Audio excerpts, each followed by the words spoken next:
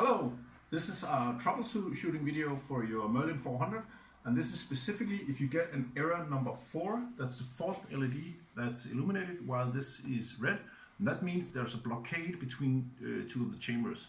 More often than not, the blockade will be between the extraction chamber and the distillation chamber, and it can occur if you use a very high potency cannabis or hemp to extract CBD or THC.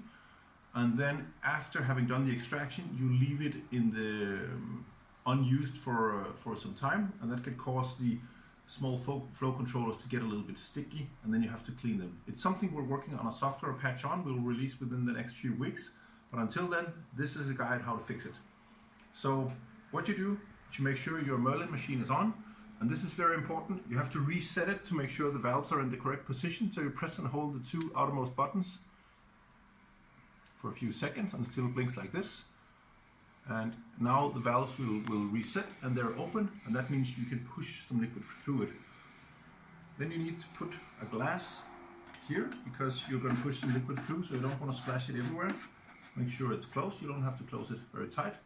Then you want to open this up and just leave it open, because then you can see if there comes any gunk out.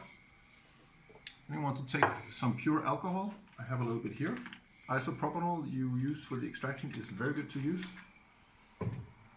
And then you want to open up the extraction chamber, and that's the one with the hemp imprinted leaf. You open it up and you take the tube out, and then you can see this small tube here which connect to the lid. You have to remove that from the tube connector. You can either do that with your fingers, or you can use a pair of pliers. They have to be flat so you don't damage the tube. I'll use the pliers now and gently pull it off. There we go. And it should just stay like this. Be careful not to push it down, because then you have to open up the side panel to get it back up, but it should stick like this. Then you take your syringe and the pure alcohol and you just fill it up halfway or something. That's nice. Then you insert it into the end of the tube here, like so. Make sure it's a nice and tight fit. And then you carefully push it through. And if there's a severe clog, you might need to use a little bit of force. And you can see it comes directly out into the glass. And as soon as you have liquid coming through, the clog is clear. It's just very important that you reset the machine before you do this, because otherwise the valve will be closed and you can push very hard without any liquid coming through.